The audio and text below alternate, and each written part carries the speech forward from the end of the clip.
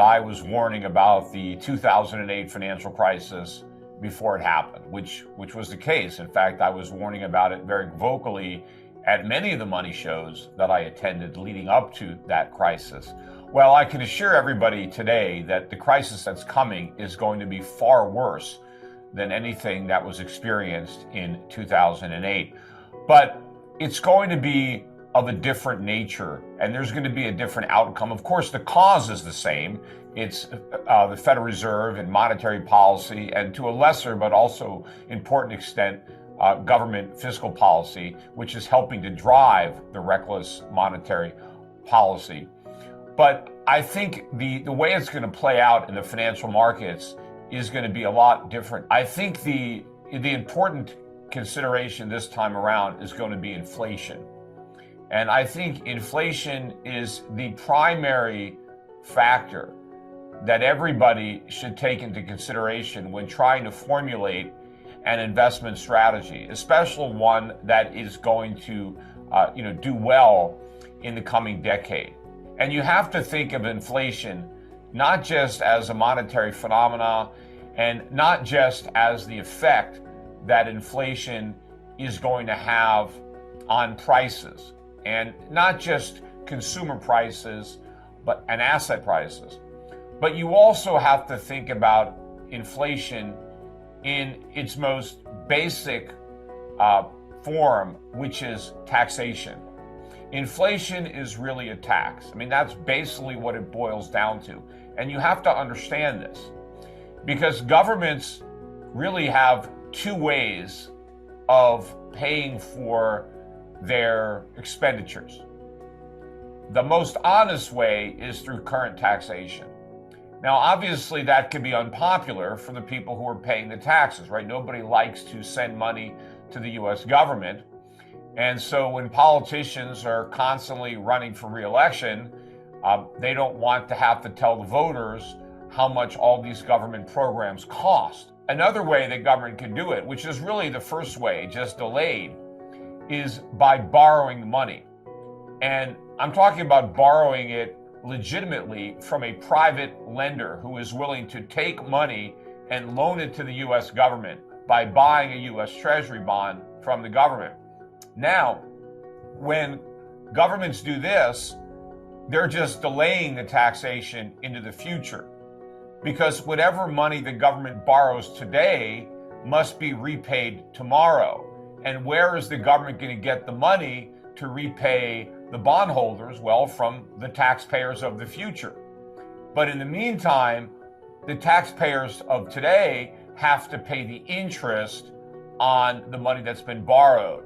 So in other words, when government pays for its spending programs by borrowing, the taxpayers are actually on the hook for an even greater cost, because not only do they pay back the principal, but they have to pay all the interest.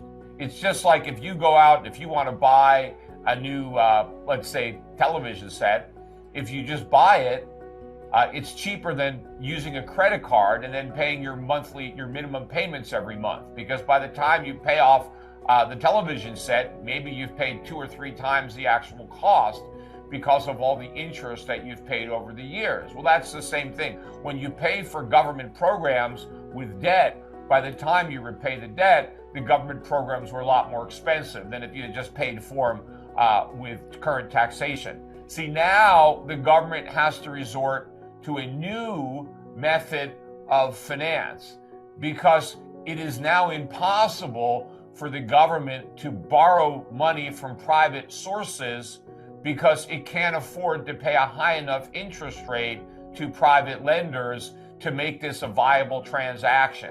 And that is because of the enormity of the debt that we currently have, right? The U.S. government has borrowed so much money to try to delay the day of reckoning for so long and kick the can down the road as we've gone deeper and deeper into debt. Right now that we have a national debt that's approaching $30 trillion, right? There is no way that the U.S. government can finance that. I mean, repaying the debt is completely impossible. I mean, not with money that has any real purchasing power. But at this point, the principal of the debt is just so enormous that even if the government was forced to pay a normal rate of interest, it could not actually make those payments. So what's happening now is that the government is financing its expenditures through inflation.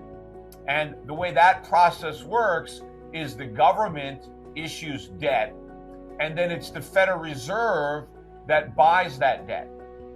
But when the Federal Reserve buys the debt, it has to expand the money supply to do it.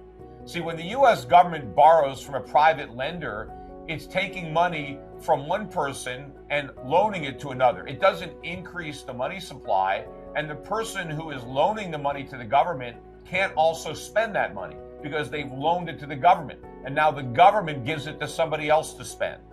But when the Federal Reserve monetizes that debt and prints new money, then it's all new spending in the economy because the government hasn't taken money away from anybody, but it's giving new money to other people.